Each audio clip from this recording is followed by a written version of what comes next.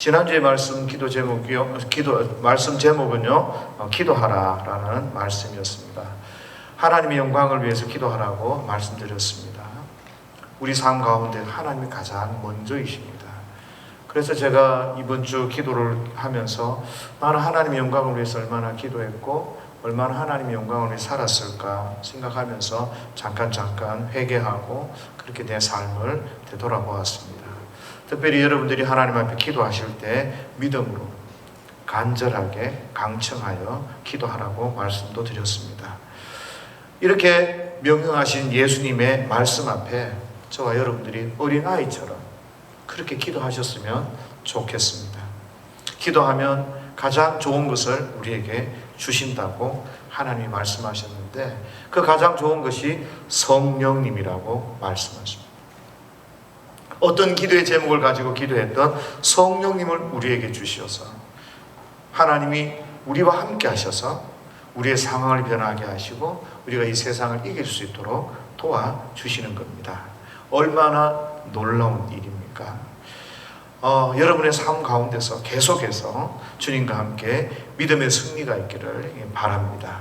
오늘은 일어나라 라는 제목으로 말씀을 나눌 텐데요. 예수님께서는 수많은 병자들을 고치셨습니다. 특별히 앞에 본문에 보면 왕의 신하, 아주 유력한 왕의 신하가 찾아와서 아들의 병을 고쳐달라고 간청합니다. 그때 예수님께서 그 왕의 신하에게 내 아들이 살았다. 그랬을 때 이 왕의 신하의 반응이 믿고 그 아들에게로 갑니다. 그리고 병이 깨끗하게 고침받은 것을 경험하게 되는 거죠. 우리는 이런 사건들을 통해서 우리에게 예수님께서 병을 고치고 하는 이런 사건들을 통해서 교훈하시는 것들이 있더라고요. 이 왕의 신하의 이 본문을 통해서 저는 왕의 신하처럼 예수님이 말씀하실 때 믿고 순종하고 믿고 내려가면 되는구나.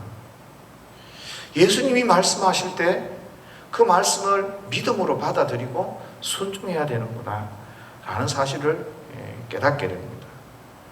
두 번째 제가 깨달은 것은 예수님이 말씀하시면 병이 낫는다는 거예요. 그 말은 예수님의 말씀을 우리가 철저하게 신뢰하고 그 약속을 따라서 저와 여러분들이 살아가야 한다는 겁니다. 오늘 그 이후에 오늘은 이 38년 된 병자를 일으키는 사건의 내용입니다. 1절 다 같이 한번 읽어보겠습니다. 시작.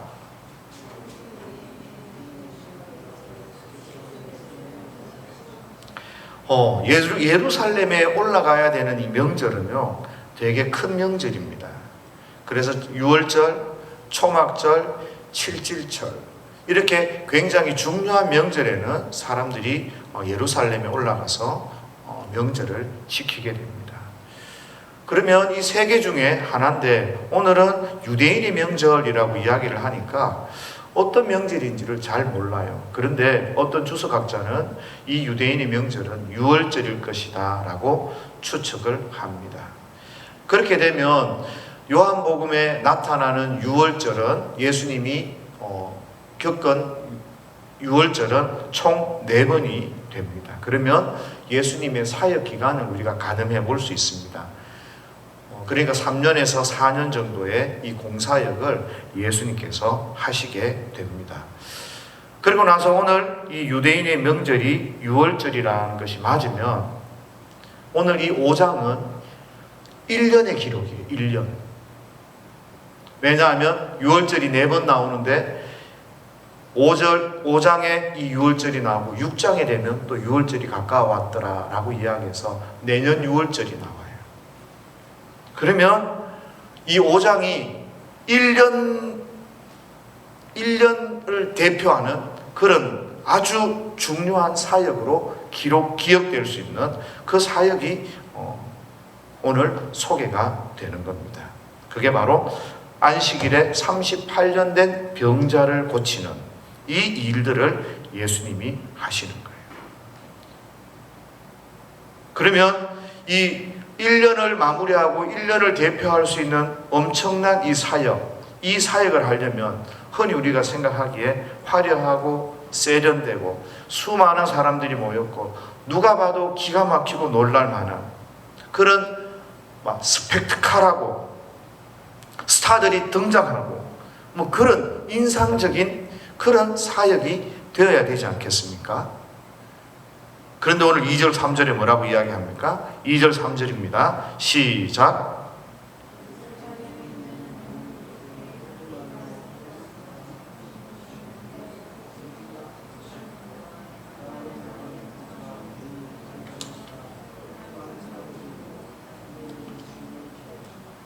네. 베데스다 못 주위에 누가 있어요? 많은 장애인과 병자들이 있습니다. 사회적으로 이 사람들을 자랑할 것이 아니라 이 사람들이 힘이 있어서 남을 도와주는 사람이 아니라 오히려 도움을 받아야 되는 사람, 어떤 큰 일을 할 수 있는 사람들이 아니라 동정을 받고 도움을 받아야 하는 사람들이 이 현장에 있는 겁니다. 한 해를 대표할 수 있는 그 중요한 사역 가운데 어떤 사람은 그렇게 말하지 않겠습니까? 특별히 유다 같은 사람, 이거 시간 낭비 아니야? 왜 이런 일들을 예수님께서 하실까? 의문을 제기할 수도 있을 겁니다.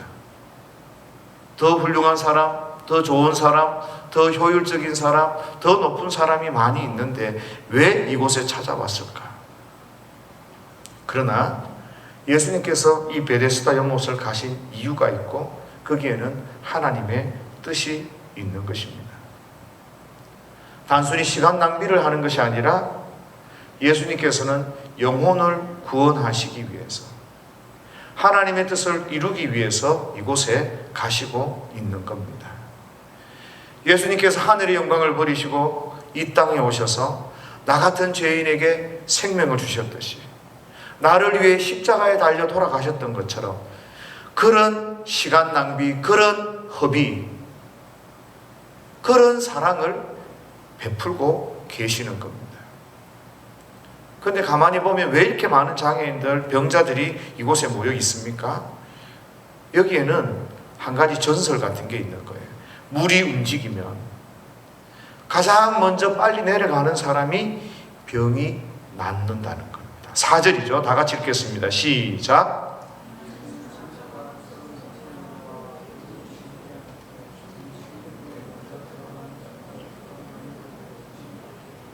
예, 물이 동한다는 게 물이 움직인다는 거잖아요.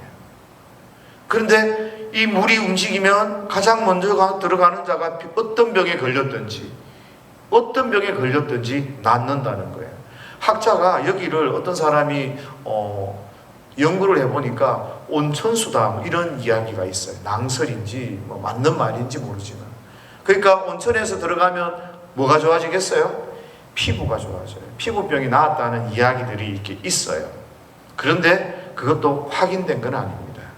이 말은 무슨 말인가 하면 이 4절은요 전설 같은 이야기, 소문, 자기들 생각이에요. 누가 봐도 어떤 병에 걸렸든지 가장 처음에 들어가는 사람이 낫는다. 이게 문제가 있는 생각이거든요. 더군다나 예루살렘에서 성경에도 없고 자기들의 그 전통 가운데도 없는 그런 생각들, 그런 것 때문에 이 많은 사람들이 거기에 모여 있는 겁니다. 왜 이 사람들이 그런 일들을 기꺼이 믿고 그렇게 살아가겠어요? 그것은 이 사람들에게 가장 필요한 것이 뭔가 하면 병 낫는 거란 말이에요. 병 낫는 거. 병을 고치고 싶은 거예요. 그러다 보니까 지푸라기라도 잡는 심정이었을 겁니다. 어떤 사람이 피부가 좀 좋아졌는데 나 거기 가서 병 나았어. 그래, 어떤 병이야? 아, 그래, 피부병이 아니라 나는 누군가가 이야기하는데 정말 다리도 못 걷던 사람인데 거기 물에 들어갔다가 나았대. 이런 소문에서 소문이 과장되어지는. 그런데 아픈 사람은, 병이 낫고 싶은 사람은 그 소문을 믿고 싶어진다는 거예요. 희망을 붙들고 싶은 거예요. 나도 한번 잘 살아보고 나도 한번 건강하게 되어지고 싶고 나도 새로운 삶을 살아보고 싶은 거죠.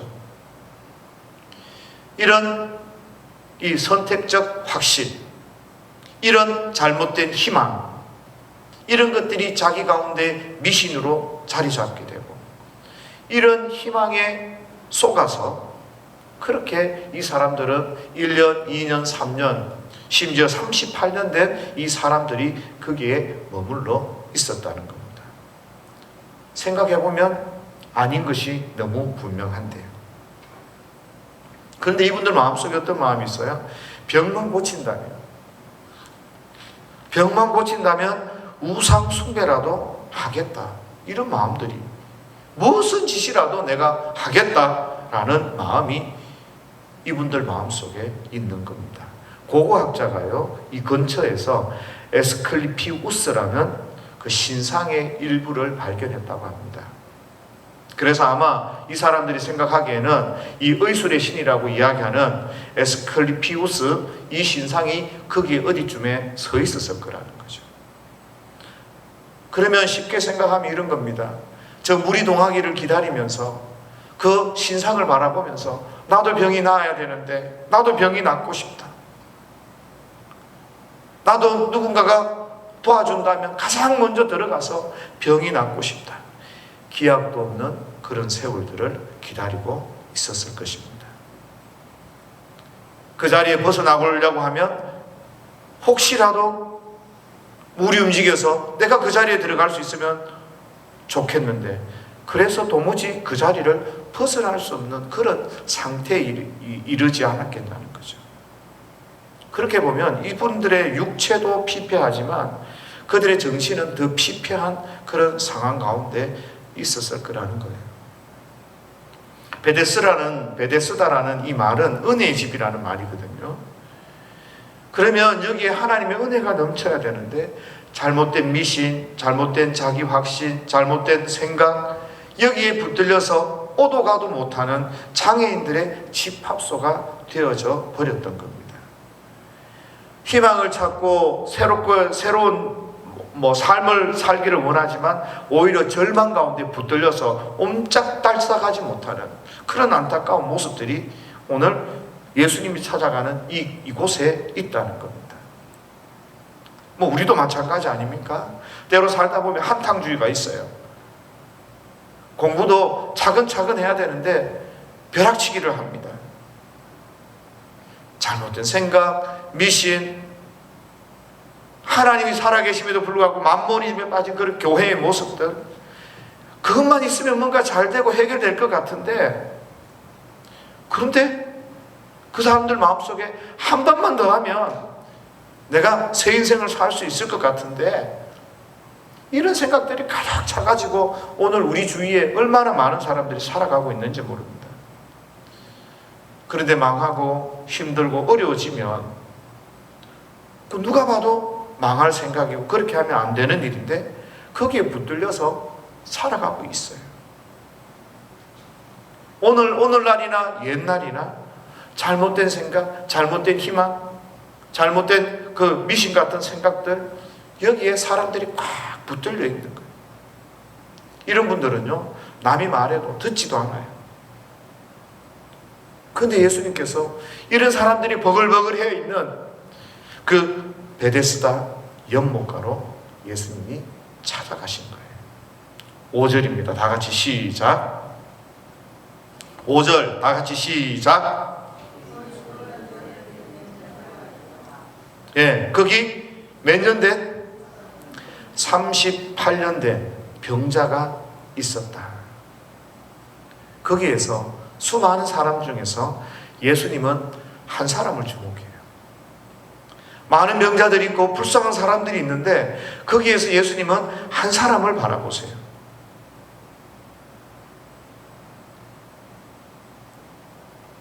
왜 한 사람에게만 그렇게 하실까? 의문이 가기도 합니다. 그렇죠? 그런데 이 38년 된 이 한 사람을 바라보고 그 사람에게 주님이 눈길을 주시고 계시는 것, 이게 바로 은혜라는 거예요. 은혜. 세상의 많은 사람들 가운데서 주님이 우리를 찾아오셔서 우리를 불러주시고 하나님의 백성으로 삼아주셨던 것처럼 주님이 이 38년 된 병자를 바라보고 계시는 겁니다. 사람들이 살아가는데요, 긍정적인 사람도 있고 부정적인 사람도 있습니다. 어떤 사람은 그 환경을 가만히 보면 감사할 환경이 아니에요. 그런데 감사하고 행복해요. 큰 것을 가진 것도 아닌데 작은 것 때문에 기뻐하고 참 많은 사람 앞에 밝은 모습으로 살아가시는 분들을 보게 됩니다. 그런데 어떤 사람은요, 모든 걸 다 갖춘 것 같습니다. 다 가진 것 같아요. 그런데 곁눈질을 합니다. 외도를 하고 남의 덕이 커 보인다고요, 남의 사업장 부러워하고 늘 불평하며 살아가는 사람들이 있어요. 어떤 사람은 조그마한 일에도 기뻐하고 행복하고 남을 섬기고 자기의 것을 나누고 이렇게 사는데, 어떤 사람은 그만하면 이제 좀 섬기고 나누어도 되지 않을까? 그럼에도 불구하고 여전히 부족하고 여전히 불평 가운데 불행한 내 모습을, 자기 모습을 찾고 사는 사람들을 보게 됩니다. 이런 것들을 볼 때마다 우리가 어떤 생각합니까? 행복이라는 거, 그거 환경에서 나오는 게 아니구나. 그런 걸 깨닫지 않습니까? 오늘 이 38년 된 병자가 사랑받을 만한 그런 어떤 자격이 있는 거 아닙니다. 조건이 있는 것도 아닙니다. 그런데 예수님께서 그를 주목하고 계시는 거예요. 그게 바로 은혜고 그게 바로 행복인 겁니다. 문제는 이런 거예요. 내가 정말 하나님의 사랑을 받고 하나님의 백성이고 내가 하나님의 사람 맞는가? 여기에 우리 기준이 있어야 행복하고 은혜 가운데 지나고 이것들을 통해서 내가 감사하고 내가 가지고 있는 작은 것이지만 나눌 수 있지, 환경을 따지고 남의 것을 봐가지고는 그게 답이 없다는 거예요. 우리 인생이요, 살아가다 보면 내 마음대로 잘 안 됩니다. 왜냐하면 다른 사람들이 내 마음대로 살아주질 않아요. 어떤 분들은 계속해서 일이 잘 안 풀리는 분이 계셔요. 길이 자꾸 안 열리고 막. 그래서 마음에 섭섭함도 생기고 불평도 이렇게 막 생겨요. 그런데요, 절대 그러지 마세요. 절대 그러지 마세요. 왜요? 똑같은 환경인데도 어떤 사람은 생각이 다른 사람이 있어요. 힘이 들고 길이 열리지 않고 어려울 때, 아, 하나님이 지금 나를 연단하시는구나. 하나님이 나를 사랑하셔서 욥처럼 정금같이 나오게 하시려고 하는구나. 그래, 나는 이길 수 있다. 나는 폐업하지 않는다. 나는 여기서 주저앉을 그런 사람이 아니라 나는 하나님이 함께 하시는 하나님의 사람이다. 그렇게 하나님의 말씀을 보며 기도하며 하나님 앞에 믿음으로 나가야 되는 거예요. 그런데 어떤 분들은 그렇게 마음속에서 그런 믿음이 막 생기나 봐요. 아무것도 없어서 모든 것이 저거 되겠나? 이런 마음이 있는데 하면 되겠죠. 그래도 저 그거 포기하지 않을 겁니다. 집사님, 어떻게 그 많은 빚이 있는데 해결할 수 있는 방법이 있습니까? 파산 신청을 한번 하는 것도 괜찮지 않을까요? 아닙니다. 지금 이렇게 저렇게 어쩔 수가 없습니다. 하나님이 도와주시겠죠. 이 마음에 용기가 막 생겨나나 봐요. 삶의 행복과 은혜는요, 환경이 아니고요, 그런 데서 찾는 게 아니고 하나님 앞에서 찾아야 된다는 것, 그것을 저와 여러분들이 기억하셨으면 좋겠습니다. 바로 예수님이 38년 된 병자, 그를 주목하는 게 그에게는 은혜이고 그에게는 세상 그 어떤 것과도 바꿀 수 없는 하나님의 축복이라는 것입니다. 6절입니다. 다 같이 시작.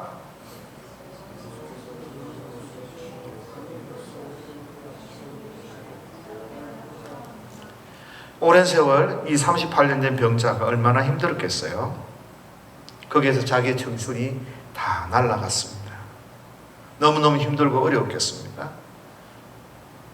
그런데 그 누워있는 병자를 향해서 우리 예수님 말씀하십니다. 네가 낫고자 하느냐? 굉장히 중요한 질문입니다. 병을 고치고 싶어하고 새로운 인생을 살고 싶어하는 사람한테, 병 낫고 싶어서 죽겠는 사람한테 너 병 낫고 싶어? 묻는 것입니다. 여기에는 한 두 가지 정도 생각해 볼 수 있는 게 있어요. 네가 지금 병 낫고 싶은데 이러고 있으면 되겠어? 라고 자기 자신을 반추하게 할 수도 있고요. 또 하나는 진짜 네 마음속에 병이 낫고 싶은 마음이 있어? 확인하는 걸 수도 있어요. 요즘에요, 생각 없는 사람들 꽤 많습니다. 왜? 생각 없는 사람이요? 중2, 중3한테 물어보세요. 정말 생각 없어요. 너 뭐 하고 싶니? 모르겠는데요. 뭘 하고 싶은지, 왜 살아야 하는지 이런 것들을 모르면서 주어진 삶을 사는 사람이 꽤 많습니다. 그래서 자기를 즐겁게 하는 즐기는 일, 게임, 자기를 행복하게 하는 일, 그것으로도 되지 않으면 마약을 찾아서 가고, 그것이 안 되면 더 위험한 것들을 찾아서 막 살아가는 사람들이 꽤 많습니다. 그런데요, 그 사람들에게 돈을 주고 집을 주고 의미가 있을까요? 아니요, 없습니다. 그냥 그저 즐기는 일에만 관심이 있을 뿐이죠. 거기에 있는 많은 사람들에게 예수님이 기적을 행하셔서 병자들을 100명을 다 고쳐주셨다고 칩시다. 그런데 그 마음속에 생각이 없어요. 그것이 얼마나 중요한 가치이고 얼마나 귀한 은혜인지 의미가 없습니다. 잘못된 방법 가운데 빠져서 잘못된 삶을 살아가고 있는 그 사람에게 건강은 오히려 그 사람, 그 영혼을 망치는 길일 뿐입니다. 그래서 주님이 묻는 거예요. 너 거짓된 그 희망 속에서, 잘못된 것 속에서 네가 지금까지 속으면서 살아왔지만 이제 너 한번 제대로 살아볼래? 너 인생 한번 새롭게 시작해볼래? 그렇게 네가 한번 낫고 싶은 마음이 있어? 그렇게 그 병자에게 질문하는 거예요. 그런 질문은 주님 우리에게도 하시죠. 그때 우리는 아멘, 하나님 저 장가 가고 싶습니다. 하나님 저 뭐 좀 해서 하나님 앞에 영광스럽게 살고 싶습니다. 대답해야 돼요. 그런데요, 주님이 우리에게 물으실 때 그거를 대비하기 위해서요, 지금 저와 여러분들의 삶을 점검을 좀 해야 돼요. 무슨 이야기인가 하면 나한테 정말 그런 열정이, 하나님이 그렇게 해주실 수 있는 믿음이 있는지, 주님의 그 질문에 그렇습니다, 주님이 내 삶에 그런 일들을 일으키실 것을 믿습니다, 주님이 나를 일으켜 주실 것을 믿습니다, 새로운 삶을 살게 해주실 것을 믿습니다 라는 그런 믿음, 주님 나도 그렇게 살고 싶어요 라고 하는 그런 열정들, 그런 열정들로 주님 앞에 반응하면 기적이 일어나고 병이 낫기도 하고 그들의 인생이 바뀌기도 하고 사업이 회복되기도 하는 이런 일들을 경험하는 거예요. 주님이 물으시는 거예요. 너 정말 내가 그렇게 해줄 것을 믿어? 해줄 수 있는 것을 믿어? 너 정말 병이 낫고 싶니? 주님이 물으십니다. 그때 대답 잘 하시기를 바라요. 7절입니다. 시작.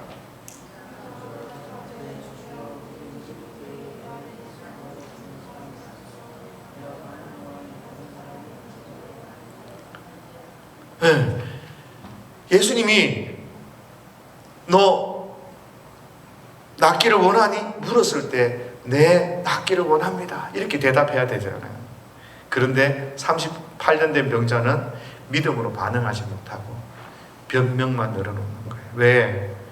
이때까지 38년 동안 무력감에 사로잡혔고 부정적이고 나를 도와주는 사람도 없고 나를 가장 처음에 넣어줄 수 없는 그런 생각 가운데 붙들려 있었던 사람 아닙니까? 참 어리석잖아요. 예수님 앞에 예스 말하면 돼요.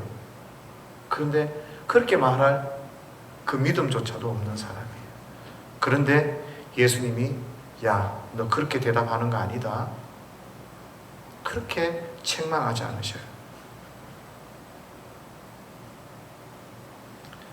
뭔가 뒤틀려져 있는 것 같지만 예수님이 믿음이 없는 그를 책망하고 나무라지 않으세요. 지금 그의 변명을 들어주고 계십니다. 그렇잖아요. 자식이 잘못하면 부모는 자기가 잘못 가르쳐서 그렇게 하고 자식 욕하는 거 싫어하거든요. 부모의 사랑이 그런 거거든요.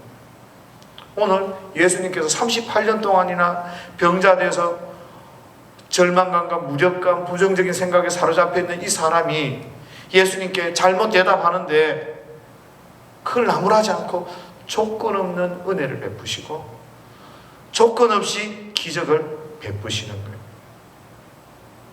저와 여러분들이 잘못하고 손가락질 받고 비난받아야 되는데도 불구하고 하나님께서 덮어주시고 우리를 지켜주셨던 것처럼 예수님께서 그에 대해서 뭐라고 말하지 않는 거예요. 8절 9절입니다. 다 같이 시작.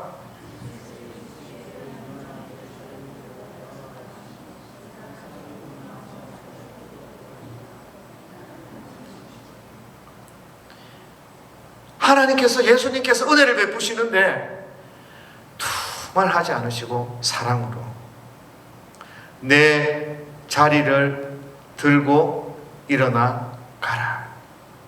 일어나라. 그리고 네 자리를 들고 걸어가라. 말씀으로 천지를 지으신 하나님이 일어나라고 하십니다. 광야의 길을 내시는 하나님이 일어나라고 하십니다. 사막의 샘을 내시는 그 하나님이 일어나라고 하십니다.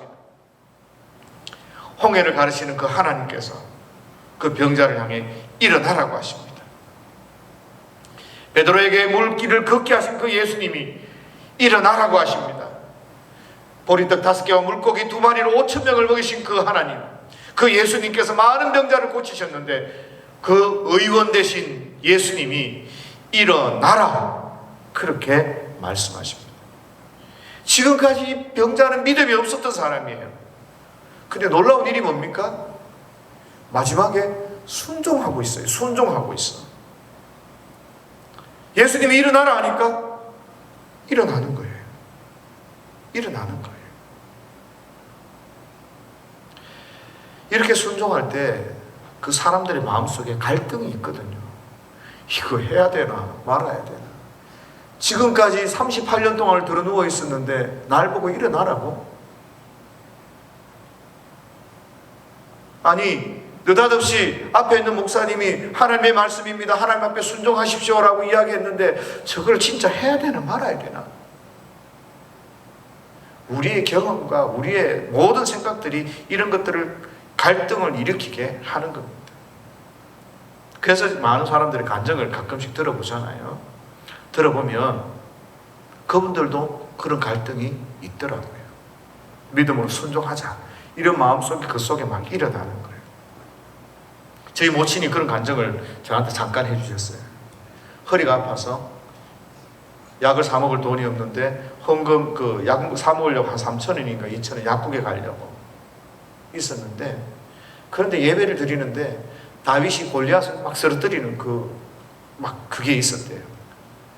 그러니까 그래 나도 한번 믿음으로 해보자. 하나님 날 고쳐주실 거다. 막 이 믿음이 막 마음속에 막 일어나더라는 거예요. 그래 순종해보자. 이런 마음이 우리 속에 막 드는 거예요. 하나님의 말씀 앞에서 갈등하고 고민하고. 그래서 순종해보니까 하나님께서 허리가 아파야 되는데 안 아프게 해주시더라는 거예요. 무슨 이야기입니까? 우리가 하나님 앞에 믿음으로 순종하고 하나님 앞에 믿음으로 반응하고 예스라고 말하고 네라고 일어서면 하나님께서 그 가운데 놀라운 일들을 일으키신다는 겁니다. 그래서 믿음의 성도들이 뭐예요?